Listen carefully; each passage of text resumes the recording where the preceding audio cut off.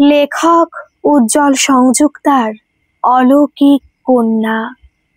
কই গো, বাইরে এসো, দেখে যাও কাকে এনেছি। বন্ধ দরজার সামনে দাঁড়িয়ে জোরে জোরে আওয়াজ দিতে দিতে কোলের ছোট্ট ক্রন্দনরত শিশু কন্যাটিকে কাঁধে ফেলে পিঠে সান্ত্বনার স্পর্শ দিয়ে বলতে থাকে, আর একটু মা, তোর খুব খিদে পেয়েছে বুঝতে পারছি। এই তো মা এসে দরজা খুললেই বাড়িতে গিয়ে পেট ভরে খাবি।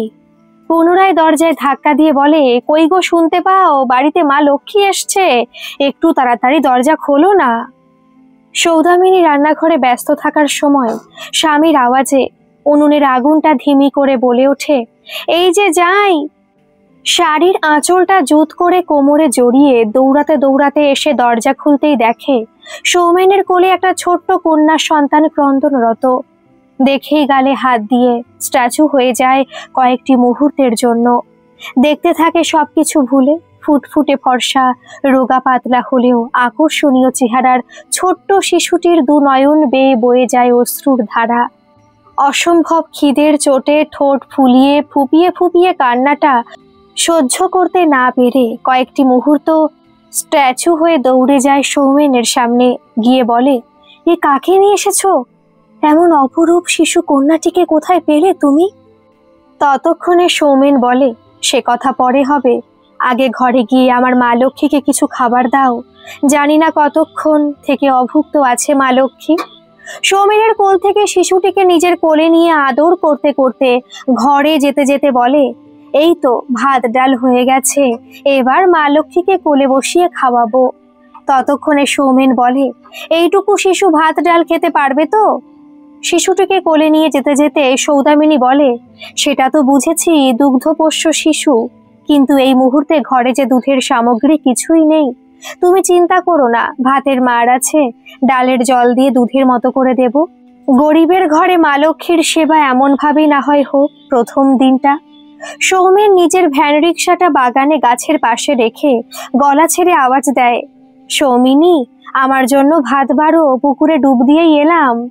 কথাটা বলেই পুকুর পাড়ে বসে টলটলে জলের দিকে তাকিয়ে ভাবতে থাকে, মা লক্ষ্মীর আগমনের সম্বন্ধে কেমন করে বোঝাবে স্ত্রীকে। যেভাবে মা লক্ষ্মীকে সে পেয়েছে সেটা বর্ণনা করতে গেলে সৌদামিনী যদি মন থেকে না মানে শিশুটিকে গ্রহণ করতে, তখন কি হবে? সৌমেন অন্য দিনের মতো অন্ধকার থাকতে ভ্যান রিক্সাটি নিয়ে নদী পাড়ের মাছের আড়তে বেরিয়ে পড়ে। সৌমেনের রোজগারের কাজ এটাই। মাছের আড়ত থেকে কয়েকটি ঝুড়ি ভর্তি মাছ চাপিয়ে বাজারের উদ্দেশ্যে রওনা দেয়। সকাল হওয়ার আগেই বাজারে মাছের ঝুড়িগুলো যথাস্থানে পৌঁছে দিয়ে বাড়ির পথ ধরে পাওনা গন্ডা বুঝে। সেদিনও যথারীতি নদী পাড়ের মাছের আড়তে রওনা দিয়ে পচাখালের সাঁকোর কাছে এসেই থমকে যায়। ভোর রাতের অন্ধকারে নিস্তব্ধতা ভেঙে কানে ভেসে আসে কতগুলি সারমেয়র করুণ চিৎকার। সমষ্টিযুক্ত সারমেয়র চিৎকারের মাঝে একটি শিশু করুণ আর্তনাদ কানে পৌঁছতেই ভ্যানের প্যাডেলের উপরে পাটা স্তব্ধ হয়ে উঠতেই কান পেতে শোনার চেষ্টা করে। কিছুক্ষণ পরেই পরিষ্কার কানে আসে শিশুর ক্রন্দনরত ধ্বনি। মুহূর্তে আলোড়ন জাগে হৃদয়ে। বুঝতে চেষ্টা করতে করতে এগিয়ে যায় ঘটনার স্রোতের উদ্দেশ্যে। পচা খালের সামনে আসতে আসতে সারমেয়গুলিকে তাড়িয়ে খালের কাছে পৌঁছেই সৌমেনের হাত পা আড়ষ্ট হয়ে ওঠে। নিজের চোখকে বিশ্বাস করতে পারে না দেখে একটি সুশ্রী সুন্দরী যুবতী রমণীর সম্পূর্ণ নগ্ন শরীর, অর্ধেক পচা খালের জলে, বাকি উপরে অংশটা কাদায়। রমণীটি মৃত বলেই অনুমান করে সৌমেন। সে রমণীর বুকের উপরে শিশুটি সমানে কেঁদে চলেছে। হয়তো রমণীটি তার মা হবে। এমন দৃশ্য দেখে খানিকক্ষণ কিং কর্তব্য বিমূঢ় হয়ে দাঁড়িয়ে অসম্ভব ভয় পেয়ে ঘাবড়ে উঠে পেছন ফিরে পালাতে থাকে। এই ভেবে তাকে যদি কেউ দেখে ফেলে এমন ভাবে, তাহলে তাকেই দোষী সাব্যস্ত করবে। পরে পুলিশের টানা হেঁচড়া সম্বন্ধে তার ধারণা ভালোই ছিল। কয়েক কদম পেছনে গিয়ে থমকে দাঁড়াতে বাধ্য হয়। শিশুটির তীব্র কান্না শুনে থমকে গিয়ে পিছন ফিরতেই নজরে আসে ছোট্ট শিশু সন্তানটি অসম্ভব খিদের চোটে মৃত মায়ের স্তন মুখে নেওয়ার চেষ্টা করতে গিয়ে মুখে পচা খালের পাক মুখে যেতেই শিশুটির তীব্র কান্না। খালের আশেপাশে সারমেয়র গুলির সাথে কয়েকটা চিল শকুনের আভাস পেয়ে পাশে পড়ে থাকা একটি লাঠির সাহায্যে খানিকটা এগিয়ে যেতেই প্রচন্ড ভয়ে আতঙ্কে দিশাহারা হয়ে ওঠে। সামনে তাকাতে যে দৃশ্য দেখে তার শরীরে একটি শীতল শিহরণ বয়ে যায়। অসম্ভব ভয়ে আতঙ্কে আটকে ওঠে সৌমেনের চোখ এবং বড় বড় হয়ে ওঠে তার চোখ দুটো। এমন দৃশ্য দেখে মুহূর্তে স্ট্যাচুতে পরিণত হয় যখন দেখে আবছা আধারে অস্পষ্ট একটি নগ্ন নারী মূর্তি দুহাত বাড়িয়ে মৌন অনুরোধ করে যায় তার উদ্দেশ্যে, শিশুটিকে বাঁচানোর জন্য। ক্ষণিকের মন্ত্রব্রত থেকে সে স্থানে এগিয়ে যায় শিশুটির নিকটে। সৌমেনের মনে হয় কেউ যেন তার সর্বশক্তি দিয়ে তাকে দিয়ে পরিয়ে নিচ্ছে এমন ক্রিয়া। ঠিক তখনই মুষলধারায় বৃষ্টি নামে। সেই অঝোর ধারার বৃষ্টিতে নগ্ন রমণীর শরীরের উপর থেকে শিশুটিকে দু হাতে আঁকড়ে ধরে বুকের মাঝে। পরক্ষণে তাকিয়ে দেখে অস্পষ্ট ছায়ামূর্তিটির মুখে বেদনা মিশ্রিত হাসির ঝলক। শিশুটি সৌমেনের বুকের মাঝে আশ্রয় পাওয়াতে ক্রন্দন থেমে যায়। আশ্চর্যান্বিতভাবে অস্পষ্ট নারী মূর্তিটি বেদনা মিশ্রিত হাসির সাথে ধীরে ধীরে মিলিয়ে যায় আবছা আধারের ভেতরে। সৌমেন উঠে আসে শিশুটিকে কোলে নিয়ে তার ভ্যান রিকশার কাছে। ততক্ষণে সারমেয়দের ক্রন্দনের ধ্বনি তরঙ্গ পচা খালের কাছে বৃদ্ধি পায়। প্রবল দুর্যোগের ভেতর শিশুটিকে বুকের মাঝে গামছা দিয়ে বেঁধে উল্টো দিকে দ্রুততার সাথে ভ্যান রিকশা চালিত করে। খানিকটা পথ আসার পরে নির্জন স্থানে পেয়ে সেদিকেই আরো খানিকটা এগিয়ে গিয়ে ভ্যান রিকশা একটা নির্জন জায়গার চারিদিকটা দেখে দাঁড় করিয়ে ব্যাগের থেকে জলের বোতল নিয়ে শিশুটির মুখ পরিষ্কার করে যত্ন সহকারে। কয়েক ঢোক জল খাওয়ানোর পরে পুনরায় গামছায় নিজের বুকের সাথে বেঁধে দ্রুত গতিতে ভ্যান রিকশা নিয়ে চলে নিজের বাড়ির উদ্দেশ্যে। প্রভাতের সূর্যকিরণের প্রথম রশ্মি বিচ্ছুরণের সাথেই এসে পৌঁছায় গ্রামের পরিবেশ থেকে আলাদা তার ধান ক্ষেতের মাঝে, তার ভিটে বাড়িতে। এসে চিৎকার করে আওয়াজ দেয়, সৌদামিনী, দেখো কাকে এনেছি তোমার জন্য। মা লক্ষ্মী এসেছে আমাদের গরিবের কুঠুরিতে। কতক্ষণ পুকুর পাড়ে বসে এইসবই ভেবে যাচ্ছিল সৌমেন। হঠাৎ সৌদামিনীর আওয়াজে সজ্ঞানে আসতেই কানে আসে, কি গো, কতক্ষণ লাগবে তোমার? মা লক্ষ্মীর পেট ভরে গেছে, এখন তিনি নিশ্চিন্তে নিদ্রামগ্ন, এসে তুমিও খেয়ে নাও। চমকে উঠে পুকুরে দুটো ডুব লাগিয়ে গলা ছেড়ে উত্তর দেয়, ভাত বাড়ো, এই তো এলাম। সৌদামিনী ততক্ষণে শিশুটিকে পরিচ্ছন্ন করে পেট ভরে খাইয়ে পাশেই মাদুরের উপরে শুয়ে ভাতের থালার পাশে বসে নজর রাখে শিশুটার উপরে। সৌমেন আসতেই বলে, এতক্ষণ লাগে তোমার? তাছাড়া আজ কি মাছের ভেড়িতে যাওনি? এবার বলো, এই লক্ষ্মী প্রতিমাটিকে কোথায় পেলে? এই কন্যা তো কোনো উচ্চবিত্ত ঘরের সন্তান বলেই মনে হয়। তুমি কোথায় কিভাবে পেলে এমন সুন্দরী কন্যাকে? ভাতের সাথে ডাল মাখিয়ে মুখে গ্রাস তুলতে তুলতে বলে, পেলাম, মা লক্ষ্মী নিজেই এসে ধরা দিয়েছে, তাই নিয়ে এলাম আমাদের মতো নিঃসন্তানের গৃহে।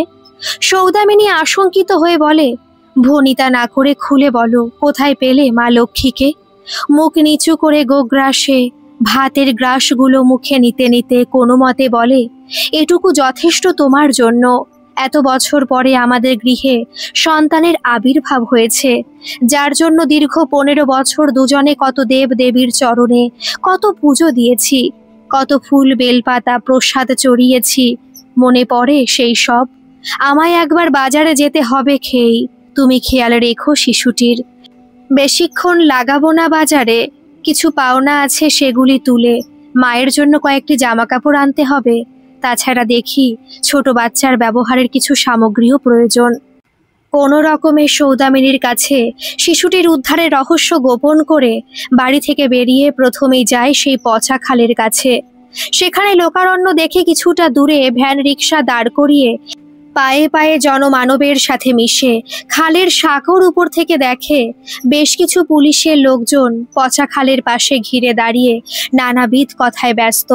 সৌমেন উৎসুক হয়ে মানুষজনের ভিড় ঠেলতে ঠেলতে কাছে এসে দেখে একটি উলঙ্গ নারীর শরীর, যার অঙ্গের বেশ কিছুটা অংশ সারমেয় খুবলে খুবলে তুলে নিয়েছে। এমন বিভৎস দৃশ্য দেখে শিহরে ওঠে সৌমেন। তবে পুলিশের কথা শোনার ইচ্ছা ত্যাগ করতে না পেরে ভিড়ের মাঝে দাঁড়িয়ে থাকে। বেশ খানিকক্ষণ পরে সব শুনে বুঝতে পারে নারী শরীরটিকে সেখানকার কেউ চেনে না। পুলিশের সন্দেহ গত রাতে প্রবল বৃষ্টিতে খালের জলে কোথা থেকে ভেসে এসেছে, অথবা কোনো অজ্ঞাত আততায়ী নারীটির সাথে বলাৎকার করে খালের জলে ফেলে গেছে। তবে মৃতার শরীর ব্যবচ্ছেদ করার পরেই কোনো সঠিক সিদ্ধান্তে পৌঁছানো যাবে। এমন আলোচনার সময়ে কয়েকজনের সাহায্যে ক্ষতবিক্ষত শরীরটি পুলিশ নিয়ে যায় সাথে করে। সবকিছু জেনে বোঝে শিশুটির সম্বন্ধে কেউ কিছুই জানে না। তাছাড়া গত রাতের প্রবল বৃষ্টিতে অনেক প্রমাণ বিলুপ্ত হয়ে যাওয়াতে শিশুটির সম্বন্ধে কেউ কিছু জানতে পারেনি। কিছুটা নিশ্চিন্ত হয়ে বাজারের উদ্দেশ্যে রওনা দেয়। বাজারে গিয়েও শুনতে পায় পচা খালের পাশে নগ্ন নারীর শরীরটি পাওয়ার ঘটনা জায়গায় আলোচনায় ব্যস্ত নানা মানুষজনে। তবে সকলের আলোচনা শুনে নিশ্চিন্ত হয় নগ্ন নারীর শরীরটির সাথে শিশুটির কোনো সম্বন্ধ নিয়ে কথা কিংবা আলোচনা হয় না জেনে অবশেষে শিশুটির জন্য নানা রকম প্রয়োজনীয় জিনিসপত্র কেনাকাটায় মন দেয়। সন্ধ্যার পূর্বেই সৌমেন বাড়ি ফিরে আসে শিশুটির জন্য নানা রকমারি সামগ্রীর সাথে। বাড়িতে পৌঁছে নজরে আসে সৌদামিনী তুলসী তলায় সন্ধ্যা প্রদীপ দেখাতে ব্যস্ত।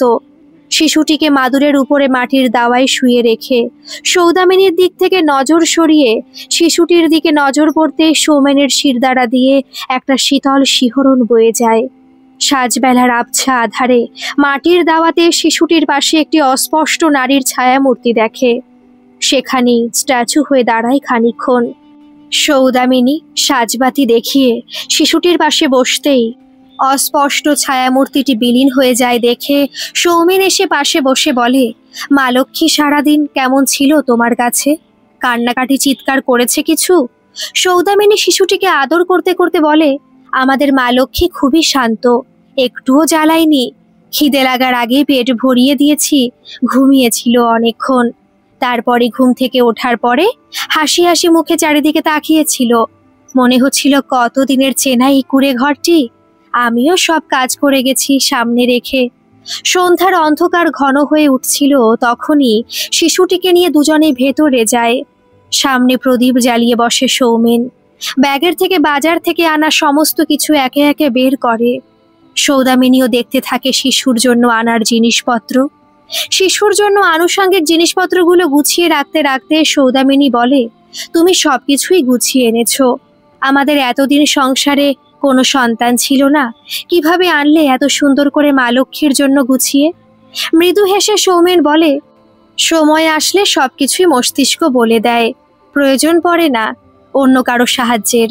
এ সমস্ত কিছু যেন আমাকে কে বলে দিয়েছিল এটা আমি বলতে পারবো না। তবে দোকানদার বলেছিল খুব ছোট্ট শিশুর জন্য কেমন জিনিস দিতে হয়, তাই তো আমার অসুবিধা হয়নি। রাতে খাওয়ার পরে ঘরের ভেতরের মাদুরের বিছানায় দুপাশে স্বামী স্ত্রী শুয়ে মাঝখানে ছোট্ট শিশুটিকে রেখে কথোপকথন হয়ে যাচ্ছিল অনেকক্ষণ। সৌদামিনী নিজের বুকের সাথে জড়িয়ে রেখেছিল শিশুটিকে। অর্ধনিদ্রিত কন্যাটি বারবার সৌদামিনীর স্তনের দিকে মুখ নিয়ে যাওয়াতে কিছুটা হেসে বলে, জানো, আমার মনে হয় শিশুটি মায়ের দুধ খেত, সেই অভ্যাসটাই থেকে গেছে। ক্রমাগত স্তনের দিকে মুখ আনছে মাতৃদুগ্ধের আশায়। আমি বড়ই অসহায় গো, ঈশ্বর আমায় সে শক্তি থেকে বঞ্চিত করেছেন। না হলে মা লক্ষ্মীর ক্ষুধা নিবারণ করতে আমার এত অসহায় বোধ হতো না। সৌমেন খানিকটা ঠাট্টার ছলেই বলে, না থাক, তোমার স্তনে মাতৃদুগ্ধ, স্তনটাকে তার মুখে দিয়ে তার ইচ্ছা পূরণ করতে তো পারো, এতে তো কোনো বাধা নেই। সৌদামিনী মৃদু হেসে শিশুটিকে শাড়ির আঁচল সরিয়ে নিজের স্তনে মুখ লাগিয়ে দেয়। শিশুটিও পরম তৃপ্তিতে সে শুষ্ক স্তনে মুখ লাগিয়ে শুয়ে থাকে। তখনই সৌদামিনী বলে, এটা আমার পাপ করা হবে না? তুমি কি মনে করো? সৌমেন সৌদামিনীর মাথায় হাত বোলাতে বোলাতে বলে, হয়তো তোমার স্তন অমৃত ধারার প্রবাহ থেকে বঞ্চিত, কিন্তু সেটুকুতেই তৃপ্ত শিশুটি। এটুকু তো অনুভূতি হয় তোমার। স্বামীর হাতটা নিজের হাতের ভেতরে নিয়ে অশ্রু সজল হয়ে ওঠে সৌদামিনীর নয়ন দুটি। তখনই বলে ওঠে, যতই তুমি বলো একটা দুগ্ধপোষ্য শিশুর সাথে অন্যায় করা হচ্ছে না, এটা ঈশ্বর আমার কি মাফ করবেন কোনোদিন? ঠিক তখনই সৌমেন বলে, নিজের উপরে অপরাধবোধ নিও না। কেন জানো, কৃত্রিমেও যদি শান্তি পাওয়া যায় সেখানেও পাপ হয় না। তুমি নিশ্চিন্তে শিশুটির মুখে স্তন লাগিয়ে রাখো, এতেই ওর শান্তি। আমার মূর্খ মন তো এটাই বলে। প্রতিদিনের মতো রাতের চতুর্থ প্রহরে সৌমেনের নিদ্রা ভাঙে। সৌমেন বিছানা ছাড়ার আগে বলে, আমি চললাম মাছের আড়তে। বলতে বলতে প্রদীপের শিখা খানিকটা বাড়িয়ে দিয়ে ঘুমন্ত সৌদামিনীর দিকে নজর পড়তেই চমকে ওঠে। নিজের দু চোখে বিশ্বাস করতে পারে না। কেবল একটাই কথা তার মনে বারংবার প্রশ্ন জাগে, এমনটাও কি হওয়া সম্ভব? তখনও নিদ্রাতুরা ছিল সৌদামিনী। শিশু কন্যাটিকে নিজের উন্মুক্ত স্তনের সাথে লাগিয়ে ঘুমন্ত অবস্থায়। সেদিকে নজর পড়তে আতঙ্কে চমকে ওঠে সৌমেন। দেখে শিশুটির মুখের চারপাশে মাতৃ অমৃতের স্পষ্ট চিহ্ন। শিশুটির মুখের চারপাশে তাজা মাতৃ অমৃত ধারার সুস্পষ্ট চিহ্ন দেখে চমকে ওঠাটাই স্বাভাবিক ছিল সৌমেনের পক্ষে। তবুও সবকিছু না দেখার মতো সেখান থেকে উঠে যায়। রাতের অন্তিম প্রহরে অন্ধকারাচ্ছন্ন থাকতে থাকতে ভ্যান রিক্সা চালিয়ে মাছের আড়তে যেতে যেতে কেবল একটা কথাই তার মস্তিষ্কে অহরহ আলোড়ন করে চলে, তাহলে কি তার মায়ের অতৃপ্ত আত্মা মেয়েটির সাথেই আছে এখনো? সেই কি এসে রাতের অন্ধকারে নিজের সন্তানকে মাতৃ অমৃত পান করিয়ে গেছে? না হলে সৌদামিনীর শুষ্ক স্তনে অমৃতের ধারা কিভাবে আসতে পারে? এমন চিন্তা করতে করতে সৌমেন এগিয়ে চলে নদী পাড়ের মাছের আড়তের দিকে। তখনই মনে মনে সিদ্ধান্ত নেয়, এই কুঠিরে আর রাখা যাবে না মা লক্ষ্মীকে। আজকের ভেতরেই কোনো এক জায়গায়, এখান থেকে কিছুটা দূরে, একটি নতুন বাসস্থানের জোগাড় করে সপরিবারে উঠে যাবে কিছুদিনের জন্য। পরবর্তীকালে এখানকার জায়গা জমির সাথে বাস্তু জমিটিও বিক্রি করে অন্য স্থানে গমন করবে। না হলে তার মায়ের অতৃপ্ত আত্মা শিশু কন্যাটির পিছন ছাড়বে না কখনোই। মাছের আড়তের সব থেকে বড় ব্যবসায়ী জয়ন্ত নস্করের সাথে সৌমেনের সহৃদয়পূর্ণ সম্পর্কটা আজকের নয়, দীর্ঘদিনের। সময় অসময়ে জয়ন্তবাবুর শরণাপন্ন হয়েছে সৌমেন অনেক সময়। 4টি বড় ঝুড়ি ভ্যান রিক্সায় চাপানোর পরে এসে জয়ন্ত নস্করের সামনে বসে পড়ে। বলে, আপনার সাথে একান্তে কয়েকটি কথা বলতে চাই। হাতের কাজ অনেকটাই ফাঁকা ছিল তখন, তাই জয়ন্তবাবু বলেন, কি বলবি বল না, আমি এখন অনেকটাই ফাঁকা আছি। সৌমেন এদিক ওদিক তাকিয়ে বলে, মালিক, আমার একটি নিশ্চিন্ত বাসস্থানের প্রয়োজন। ধান ক্ষেতের ভেতরের ওই ভিটে বাড়িতে স্ত্রী সন্তানকে রাখতে এখন ভরসা পাই না। আপনি কিছু উপায় বাতলে দেন। জয়ন্তবাবু আশ্চর্য হয়ে বলেন, তোর সন্তান হলো কবে? এ কথা তো বলিসনি কোনোদিন। সৌমেন মাথা চুলকে বলে, আগে 1 বছরের একটু বেশি হলো। একটি কন্যা সন্তান হয়েছে। কন্যা সন্তান হওয়াতে কাকে কি বলি বলুন, তাই কাউকে জানানো হয়নি। আমি এখন ভরসা পাই না ধান ক্ষেতের ভেতরে আমার ভিটে বাড়িতে তাদেরকে রাখার। মৃদু হেসে জয়ন্তবাবু বলেন, এক কাজ করতে পারিস, তোর জায়গাটা আমাকে বিক্রি করে দে। পাশের আনন্দবাজারে আমার খানিকটা জায়গা আছে, সেখানে একটি বাড়িও আছে, মেরামত করে দেব। তাহলে ওখানে থেকে যাস, তোর ভয়ের কিছু থাকবে না তখন। তাছাড়া যেমন কাজ করছিলি তেমনই কাজ করবি। তোর ওই জমিটা পেলে আমি একটা ভেড়ি করতাম। তোর জমিটার পাশে আমার একটা ভেড়ি আছে, তাই আমারও সুবিধা হতো, তোর মতো তুইও একটি জমি পেয়ে যেতিস। সাথে কিছু নগদ অর্থ তোকে দিয়ে দেব। একবার গিয়ে বাড়িটা দেখে আসতে পারিস। সব কাজের শেষে জয়ন্তবাবুর বাড়িটা দেখে পছন্দ হয়ে যায় সৌমেনের। সন্ধ্যায় বাড়ি ফিরে সৌদামিনীকে জানায়, এমন নির্জন জায়গায় মা লক্ষ্মীকে নিয়ে থাকার অসুবিধা আছে অনেক। আমি একটি বাড়ি দেখে এসেছি, সেখানে কয়েকদিনের ভেতরে চলে যাবে অবস্থা বুঝে। সৌমেনের কথা পুরোটা না বুঝে সৌদামিনী বলে, এতদিনের ভিটে বাড়িটা হাতছাড়া করে দেবে?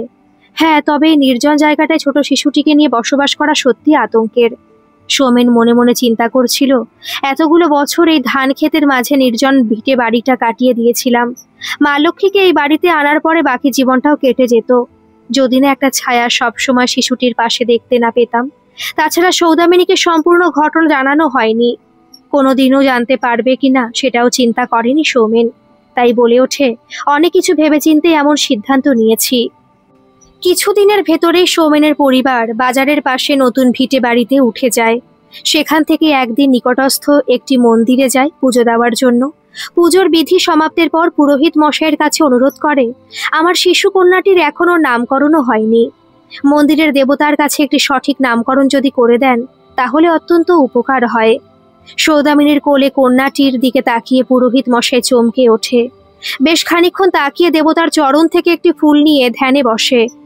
ক্ষণিকের পরে চোখ খুলে বলেন, আমি যেটুকু বুঝেছি মেয়েটির জন্মলগ্ন এবং তার হস্তরেখা ললাটের চিহ্ন দেখে এই শিশু কন্যাটি সাধারণ নয়, এক কথায় সর্বগুণা সম্পন্না এই শিশুটি।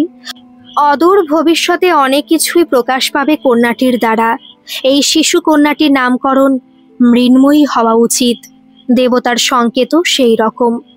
সহজ সরল দম্পতি সৌমেন ও সৌদামিনী, তাদের শিশু কন্যাটির নামকরণ মৃন্ময়ী হওয়াতে অত্যন্ত খুশি প্রকাশ করে। কিন্তু বাড়িতে ডাকনামটা মা লক্ষ্মী থেকে যায়। মা বাবার স্নেহ আদরে মৃন্ময়ী একটু একটু করে বড় হতে শুরু করে। কিন্তু সৌমেন যে কারণে তাদের পুরনো ভিটে বাড়ির বদলে নতুন বাড়িতে এসে সংসার করেছিল, সেই ভয় কিন্তু তার থেকেই গিয়েছিল। এ বাড়িতে এসে অনুভব করেছিল কোনো একটি অস্পষ্ট ছায়ামূর্তি সর্বক্ষণ শিশুটির সাথে সাথেই থাকে। বেশ কিছুদিন অতিবাহিত হওয়ার পরে খানিকটা নিশ্চিন্ত হয় এই ভেবে যে অস্পষ্ট ছায়ামূর্তিটি শিশুটির চারপাশে অবস্থান করলেও সে তার ক্ষতি চায় না, উল্টে সব দিক দিয়ে রক্ষা করে।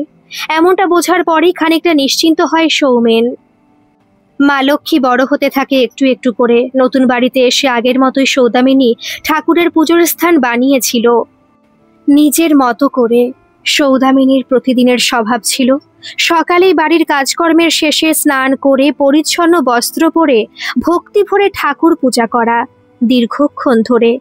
মা লক্ষ্মী যেই হামাগুড়ি দিতে শেখে, মায়ের সাথে বসে যায় পুজোর কাছে এসে। সৌদামিনী যতক্ষণ পুজোতে থাকে ততক্ষণ মা লক্ষ্মীও বসে থাকে শান্তভাবে। মা লক্ষ্মী যতই বড় হতে থাকে মায়ের পাশে বসে পুজো করার অভ্যেসটায় পরিণত হয়। এটা দেখে সৌদামিনী যেমন আনন্দিত হয়েছিল, তেমনি সৌমেন আশ্চর্য হয়েছিল এই ভেবে এতটুকু ছোট্ট শিশুর ঈশ্বরের প্রতি ভক্তি ভাব দেখে। মনের মধ্যে প্রশ্ন উঠেছিল, তাহলে কি তার মৃত মায়ের স্বভাবগুলোই পেয়ে যাচ্ছে দিন প্রতিদিন তার সন্তান?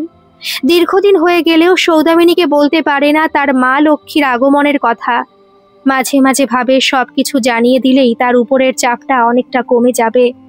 কিন্তু তখনই পিছনে হটতে হয় এই ভেবে, যদি সৌদামিনী মেনে না নেয় এমন ঘটনা, যদি বলে তুমি আইনের সাহায্য না নিয়ে ছোট্ট শিশুটিকে নিয়ে এলে কেমন ভাবে, যদি বলে কোনোদিনও যদি প্রকাশ পায় তখন আমাদের থেকে নিয়ে যাবে আমাদের সন্তানকে, তখন তো মায়া পড়ে যাবে, কেমন ভাবে হৃদয়ের টুকরোটিকে ছেড়ে দিতে পারবো? একবার ভেবে দেখেছো কি? সেই ভেবেই মনের ভেতরেই রাখতে হয় মা লক্ষ্মীর আগমনের ঘটনা। দেখতে দেখতে মৃন্ময়ীর বয়স 3 বছর অতিক্রম করে যায়। যতই বড় হয় ততই তার সৌন্দর্যের সাথে বিচক্ষণ বুদ্ধি প্রকাশ পায়। 3 বছর বয়সে তার বুদ্ধিদীপ্ত আচরণ। সময়ে সময়ে পরিচিত হতে থাকে দুজনেই। প্রতিবেশীরাও মৃন্ময়ীর আকর্ষণে ঘরে ভিড় করে। তখন মুখ খুলে ভালো করে কথা বলতে শিখেছিল সে। মায়ের দেওয়া প্রতিটি আহার অপচয় না করে সমাপ্ত করে মায়ের কাছে খালি পাত্র দেখিয়ে বলতো, আমি সবটাই খেয়ে নিয়েছি মা, তুমি বারবার বলো না খাদ্য অপচয় করতে নেই, তাই আমিও করি না। যখনই কোনো খাদ্য মৃন্ময়ীকে দেওয়া হতো তখনই সৌদামিনী বলতো, মা, গরিবের ঘরে খাদ্য অপচয় করলে ঈশ্বর রেগে যান, তাই তুমিও কোনোদিন নিজের খাদ্যের অপচয় করো না। যেটা শেখানো হতো মৃন্ময়ীকে সেটাই শিখে নিত অতি শীঘ্র। এছাড়া তার প্রতিটি আগাম ভবিষ্যৎ বার্তা এমনভাবে ফলপ্রদ হতো, সেটাও একটা আশ্চর্যের বিষয়। প্রথমবার এমন ঘটনার পরিচয় পায় সৌমেন। মৃন্ময়ীর বয়স তখন বছর 2-এর একটু বেশি। সেদিনও সারা রাত দুর্যোগ চলেছিল। বাইরে অন্ধকার থাকতে সৌমেন উঠে মাছের ভেড়িতে যাওয়ার সময় গভীর ঘুম থেকে উঠে পেছন থেকে আধো আধো স্বরে বলে উঠেছিল, বাবা, আজ যেও না, যেও না। এটুকু বলেই আবার ঘুমিয়ে পড়েছিল। সেদিন মেয়ের কথা শোনেনি সৌমেন। ভেবেছিল ঘুমের ঘোরে তাকে বাড়ি থেকে বেরোতে বারণ করছে। ঝড় বৃষ্টি মাথায় নিয়ে রওনা দিয়েছিল মাছের ভেড়ির উদ্দেশ্যে। ঠিক মাঝ রাস্তায় প্রচণ্ড বিদ্যুতের সাথে বজ্রপাত হতে শুরু হয়। মাছের আড়তে পৌঁছাতে তখনও সামান্য কিছুটা দূরত্ব থেকে গেছিল। খানিকটা দূর থেকে প্রচণ্ড বজ্রপাত হয় মাছের ভেড়িতে, সবটাই দেখেছিল সৌমেন। এত ভীষণ বজ্রপাত দেখে ভয়ে রিকশা ছেড়ে মাটিতে বসে পড়ে। তখনই নজরে আসে বিকট বজ্রপাত পড়েছিল মাছের আড়তের একটা অংশে। মুহূর্তের মধ্যেই সেই জায়গাটা জ্বলে গেছিল। 4 জনের সেই স্থানে মৃত্যু হয় বজ্রপাতের কারণে। হুলস্থুল ঘটনা দৃশ্য ছিল অত্যন্ত নারকীয়। মাছের আড়তে উপস্থিত সকলে ভয়ে আতঙ্কে সেখান থেকে যে যেদিকে পেরেছিল দৌড়াদৌড়ি শুরু করে নিজের প্রাণ বাঁচানোর জন্য। সৌমেন খানিকটা দূরেই পথের মাঝে শুয়ে পড়াতে সে যাত্রায় প্রাণে রক্ষা পায়। কিন্তু সেদিন মাছের আড়তে যে বিভৎস ঘটনা ঘটে যায় তারপরে আড়তদারগণ সেদিনের জন্য আড়ত বন্ধ করে দেন। কিছুক্ষণ পরে পুলিশের লোকজন এসে ঘটনা সম্বন্ধে অনুসন্ধান করে মৃতদেহগুলি নিয়ে যায়। সৌমেন সেদিন খালি হাতে বাড়ি ফেরার পথ ধরে। ভোর রাতে হঠাৎ ঘুম থেকে উঠে মৃন্ময়ীর কথাগুলো মনে পড়ে যাওয়াতে সমস্ত শরীরে শিহরণ বয়ে যায়। বাড়ি ফিরে মেয়েকে কোলে বসিয়ে শুধায়, মা, একটা কথা বলো দেখি, তুমি ভোর রাতে হঠাৎ ঘুম থেকে উঠে কি ভেবে বলেছিলে? অমন কথা সৌমেনের কোলে বসে অবাকভাবে তাকিয়ে বলেছিল, আমি তো কিছুটি বলিনি, ঘুম থেকে উঠিনি। সৌদামিনীর সায় দিয়েছিল মেয়ের কথায়। সেদিনের ঘটনাক্রম কাকতালীয় বলে মনে হয়েছিল সৌমেনের, তবুও কেন যেন সম্পূর্ণ উড়িয়ে দিতে পারছিল না তার মা লক্ষ্মীর চেতাবনী। এর পরের ঘটনা ঘটে সেটা বাড়িতেই। প্রতিবেশীদের কয়েকটি সমবয়সী বাচ্চাদের সাথে বাড়ির বাইরে খেলছিল মৃন্ময়ী। সময়টা সকালের দিকে। ওদের খেলাধুলার সময় এক অচেনা মহিলা সেখানে এসে বসে পড়ে। অন্য বাচ্চারা নজর দেয়নি, কিন্তু মৃন্ময়ী দৃষ্টি এড়ায়নি। মহিলাটির দিকে কিছুক্ষণ একদৃষ্টে তাকিয়ে ছুটে মায়ের কাছে গিয়ে বলে, মা, মা, একটা বুড়ি ওখানে এসে বসেছে। ওর উদ্দেশ্য ভালো নয়, কিছু একটা মতলব আছে ওনার, তুমি এসে বকে দাও তো। মৃন্ময়ীর কথায় অবাক হয়ে যায় সৌদামিনী। গালে হাত দিয়ে মেয়েকে জড়িয়ে ধরে বলে, তুই কি করে বুঝলি ওর মতলব ভালো না? মায়ের কোলের মধ্যে থেকে বলে, সে কথা জানি না, তুমি চলো। কিছুক্ষণ পরে মায়ের সাথে মেয়ে এসে দেখে মহিলাটি সেই স্থানে নেই। তখন সৌদামিনী বলে, কই সেই মহিলা? এখানে তো নেই। মা মেয়ের যখন এমন কথা হচ্ছিল তখনই প্রতিবেশীদের একটি কম বয়সী বউ এসে খোঁজ করে তার ছোট্ট মেয়ের, কিন্তু গুটি কয়েক বাচ্চা সেখানে থাকলেও সে ছোট্ট মেয়েটি উধাও ছিল সেখান থেকে। মুহূর্তেই দাবানলের মতো খবর ছড়িয়ে পড়ে। প্রতিবেশীদের বাড়ির পুরুষ সদস্যরাও বেরিয়ে আসে, সাথে পাড়ার মহিলারাও ছড়িয়ে পড়ে শিশুটিকে খোঁজার জন্য। পুলিশেও সূচিত করে শিশুটির বাবা।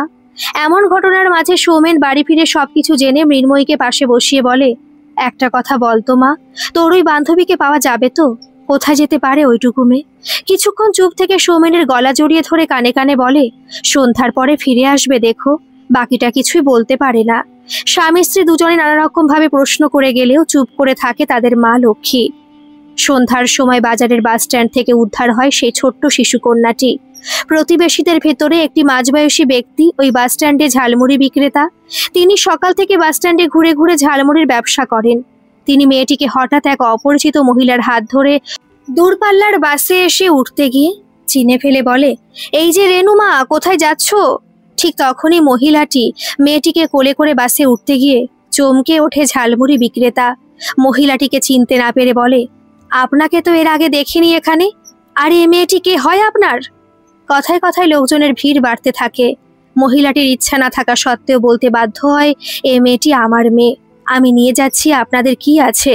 তখনই ঝালমুড়ি বিক্রেতার সন্দেহটা তীব্র হয়ে ওঠে, কেননা মেয়েটির বাবা মায়ের সাথে তার ভালো সম্পর্ক। বাস স্ট্যান্ডের ভেতরে চিৎকার চেঁচামেচি শুরু হয়। নিমেষেই পুলিশ চলে আসে সে স্থানে। বাজারের দোকানদাররাও এসে ভিড় করে। ঘটনাচক্রে সৌমেনদের পাড়াতেও খবর পৌঁছে যায়। সকলে এসে পৌঁছানোর পরে মেয়েটির আসল বাবা মা নিজের মেয়েকে দেখে কান্নায় জড়িয়ে ধরে বলে, এই মহিলাটি ছেলে ধরা। সকালে সব বাচ্চাগুলো একসাথে খেলছিল, সেখান থেকে আমার কন্যাকে তুলে নিয়ে এসেছে। সারাটা দিন কোথায় লুকিয়ে রেখেছিল কেউ জানতে পারিনি, এখন ধরা পড়েছে।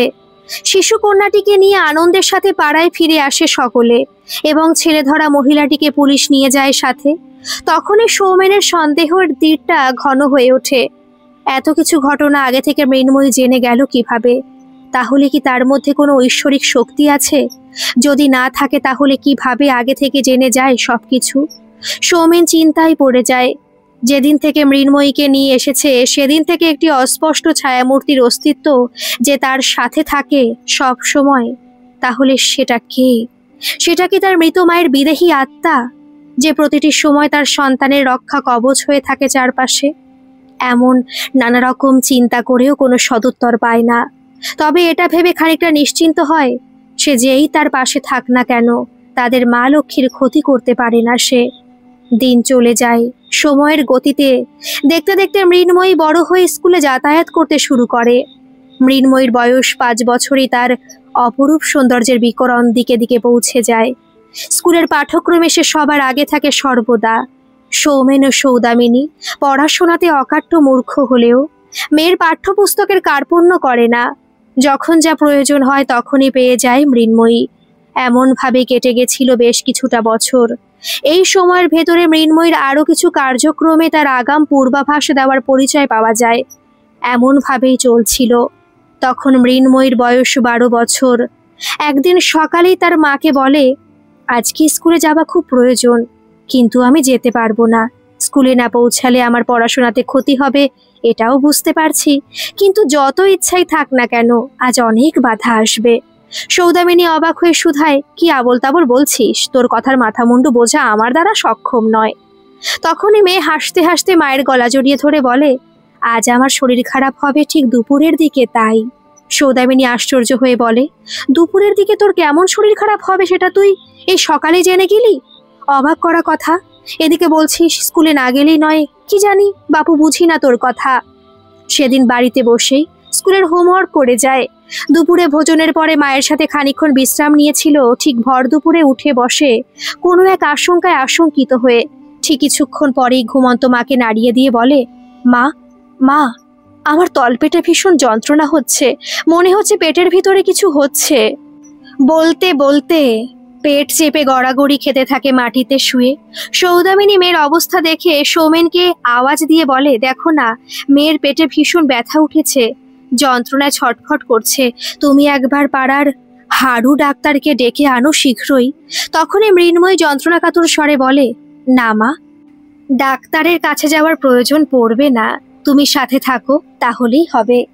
সেদিন অনেকক্ষণ যন্ত্রণা সহ্য করার পরে মৃন্ময়ীর প্রথম ঋতুস্রাব হয়।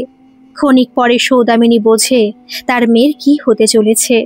বাকিটা নিজেই বুঝিয়ে দেয় এবং সেদিনের পরিস্থিতি এমনভাবেই সামলে নেয়। কিন্তু সন্ধ্যায় স্বামীর সাথে একান্তে বসে বলে যায়, তাদের মেয়ে সকাল থেকে কেমন করে যেন জেনে গেছিল তার এমনভাবে শরীর খারাপ হবে।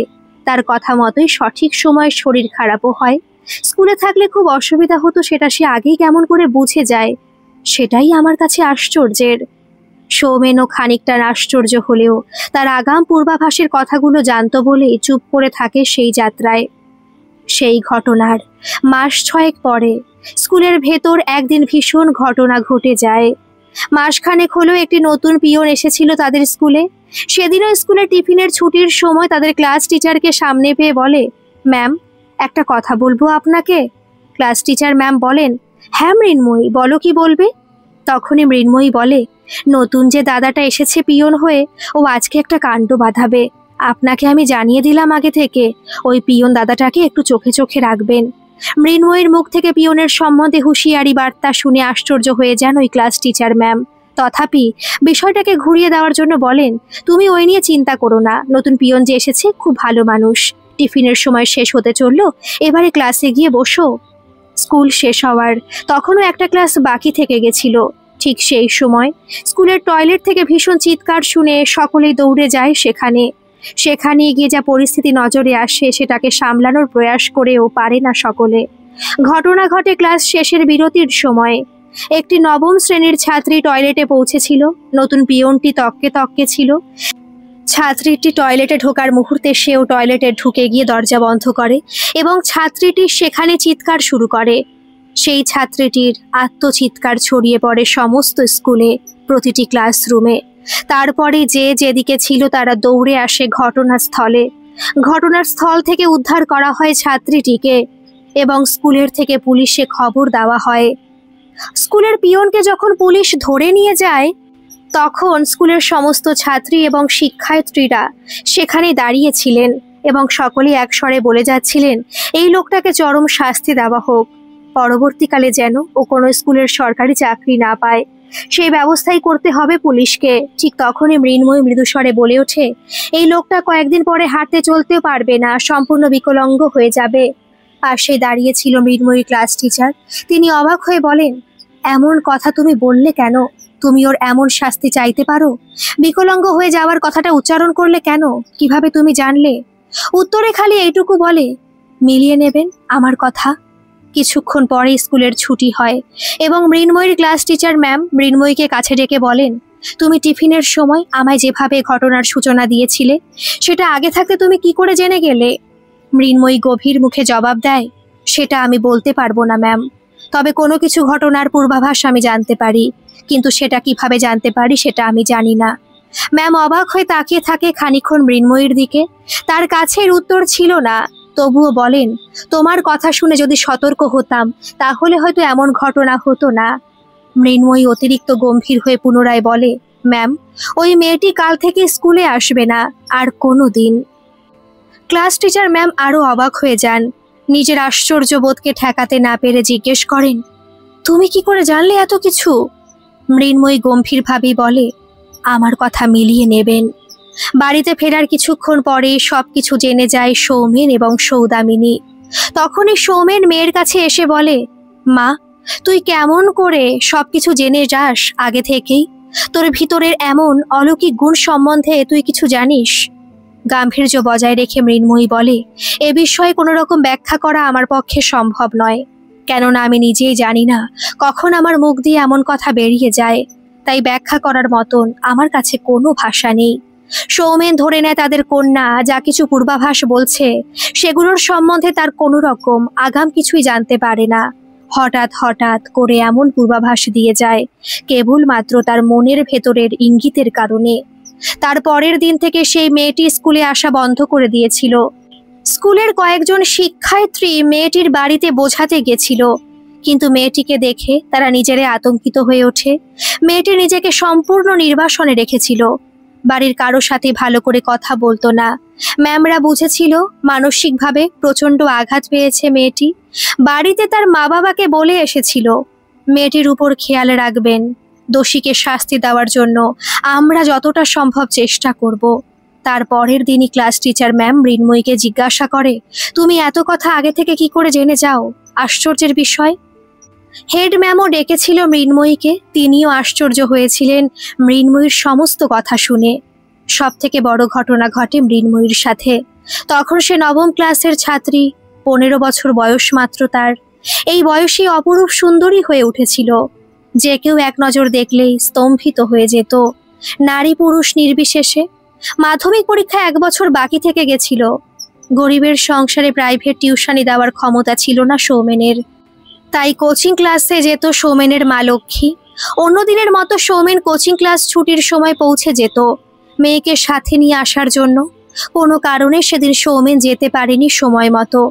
বাবার জন্য খানিকক্ষণ অপেক্ষা করে অন্ধকার রাস্তায় নিজেই পা বাড়িয়েছিল বাড়ি ফেরার জন্য। নির্জন রাস্তায় কিছুটা আসার পরে লক্ষ্য করেছিল 2টি উঠতি বয়সের যুবক তার পিছু নিয়েছে। প্রথমটা নিজেকে অসহায় বোধ করলেও সাহসের উপর ভর দিয়ে বাড়ির উদ্দেশ্যে দ্রুত গতিতে এগিয়ে চলে। শহরতলির এই রাস্তাটা সম্পূর্ণ নির্জন এবং গাছপালায় ভর্তি থাকার কারণে নিস্তব্ধতা ভর করেছিল পথে।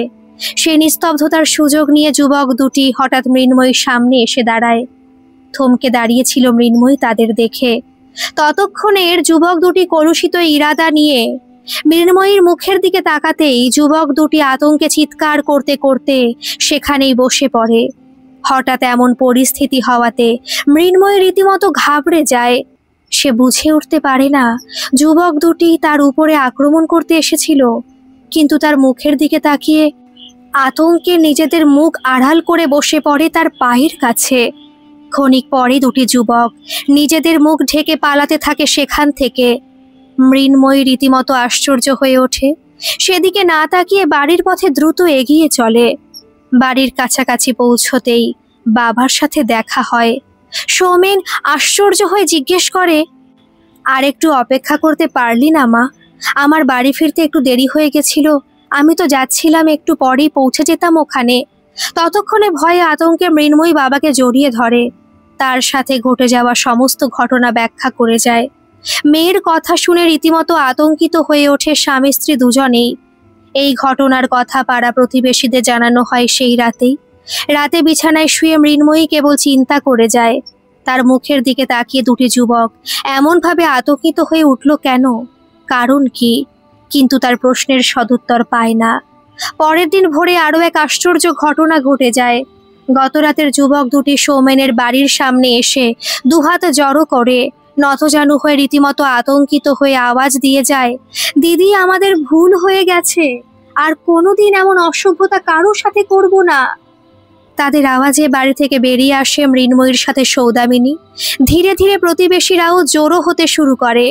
যুবক দুজনের সামনে গিয়ে সৌদামিনী উৎকণ্ঠিত স্বরে বলে, তোমরা এমন অসভ্যতা করতে গেছিলে কেন? তোমাদের বোনের সাথে এমনটা হলে কেমন লাগতো? অন্যের মেয়ের সাথে এমনটা কি শোভা পায়? তোমাদের বাড়িতেও মা দিদি বোন আছে তো, না নেই? সৌদামিনীর কথায় অনুতাপে জর্জরিত হয়ে মৃন্ময়ের পায়ের কাছে শুয়ে পড়ে ক্ষমা ভিক্ষা চায়। তখনই প্রতিবেশীদের একজন বয়স্ক ব্যক্তি এসে জিজ্ঞাসা করে, কি করেছিলে তোমরা, আর কি দেখে আতঙ্কিত হয়ে উঠেছ? সবার সামনে পরিষ্কার করে বলো, না হলে পুলিশ ডেকে সবকিছু জানিয়ে তোমাদের নামে অভিযোগ লেখাবো। মৃন্ময়ীও আশ্চর্য হয়ে উঠেছিল হঠাৎ যুবক দুটির এতখানি পরিবর্তন দেখে। তখনই যুবক দুটি উঠে দাঁড়িয়ে বলে, এই বোনকে আমরা প্রায় দেখতাম কোচিং ক্লাসে আসা যাওয়ার সময়। বোনটির মতো এত সুন্দরী মেয়ে আমাদের তল্লাটে আর একটিও নেই।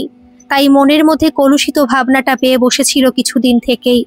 গতকাল রাতে যখন দেখলাম বোনটি একা একা চলেছে অন্ধকার রাস্তায়, তখন আমরা সুযোগের সদ্ব্যবহার করার জন্য অগ্রসর হয়ে যেই তার সামনে এসে মুখের দিকে তাকিয়েছি, তখনই যে দৃশ্য দেখেছি বর্ণনা করা আমাদের সাধ্যের বাইরে। তবুও বলছি, বোনটির মুখের দিকে যেই তাকিয়েছি তখনই দেখেছি এক ভয়ঙ্কর রূপ। 1 হাত লম্বা জিভ লক লক করছে। সেই লম্বা জিভ থেকে মানুষের রক্ত গড়িয়ে পড়ছে বিন্দু বিন্দু হয়ে।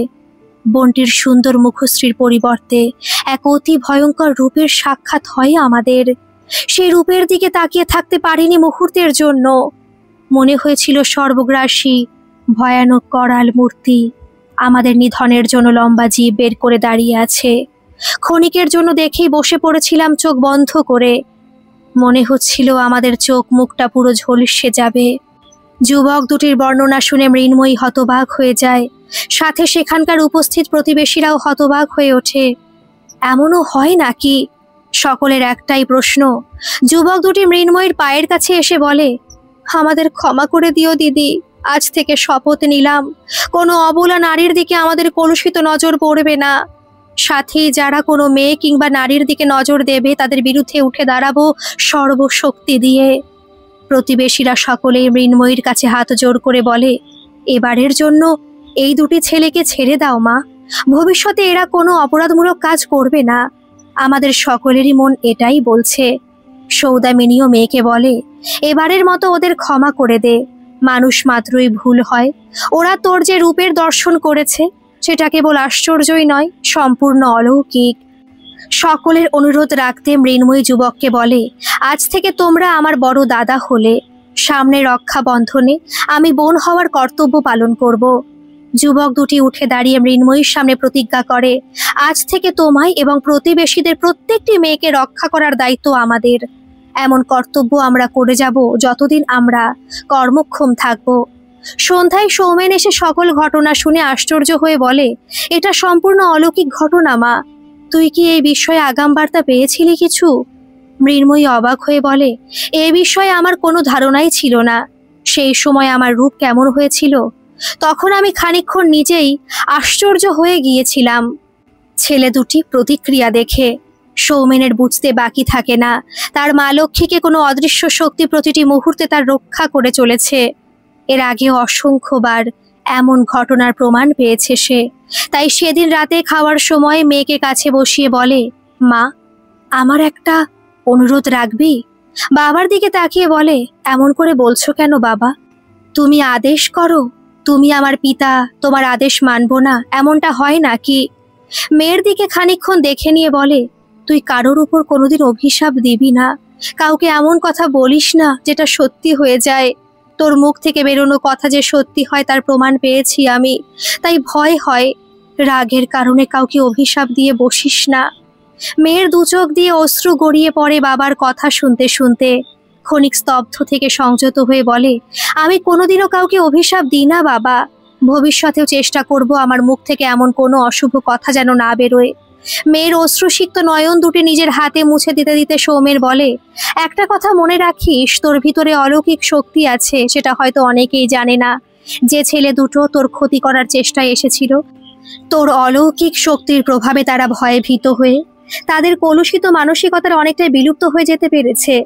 যদি না এমনটা না হতো তাহলে ভয়ঙ্কর কিছু ঘটনা ঘটে যেত। সেই ঘটনার পরে কিছুদিন পেরিয়ে গেছে। কয়েকদিন ধরে নাগাড়ে ঝড় বৃষ্টি চলেছিল।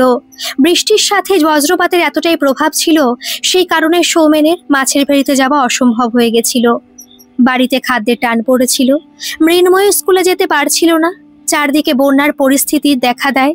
তার ভেতরেই সৌমেন জোর করে বাড়ি থেকে বেরোনোর চেষ্টা করলে বাধা হয়ে দাঁড়ায় মেয়ে। মেয়ের কথা অমান্য করে যাওয়ার সাহস হয় না সৌমেনের। মেয়ে যে বারণ করছে, এটারও কোনো কারণ থাকতে পারে, সেই ভেবে পথে বেরোতে পারছিল না। সেদিন সকালেও আকাশের মুখ গম্ভীর ছিল। বৃষ্টির সাথে বজ্র পড়ে যাচ্ছিল অহরহ। সৌদামিনী একবার মুখ ফুটে বলে, আজকে তো ঘরে কিছুই নেই রান্না করার মতো, বাড়িতে চাল যে বারণ তো। সৌমেন চিন্তিত হয়ে বসেছিল মেয়ের মুখের দিকে তাকিয়ে। মৃন্ময়ী একবার বাড়ির বাইরে গিয়ে আকাশটা দেখে এসে বলে, বাবা, আজকে তুমি বেরোতে পারো। দুর্যোগ থেমে যাবে কিছুক্ষণের ভেতরে। একটু বেলা হলেই সূর্যের মুখ দেখতে পাবে। স্বামী স্ত্রীর দুজনেই চমকে গেছিল মেয়ের কথা শুনে।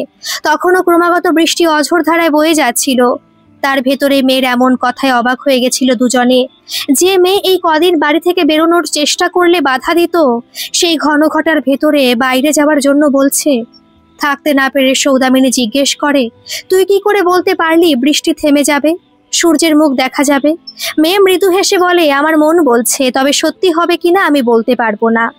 একবার বেরিয়ে দেখোই না। কিছুক্ষণ পরে, খানিকক্ষণ পরে সত্যি সত্যি বৃষ্টির তেজ কম হয়ে যায়। সৌমেন বাড়ি থেকে বেরিয়ে পড়ে ভ্যান রিক্সাটি ধরে। খানিকটা যেতেই একদম বৃষ্টি থেমে যায়। মাছের ভেড়িতে পৌঁছতে পৌঁছতে রোদ উঠে যায় চারদিকে। সৌমেন আশ্চর্য চকিত হয়ে যায় তার মেয়ের অলৌকিক গুণের কারণে।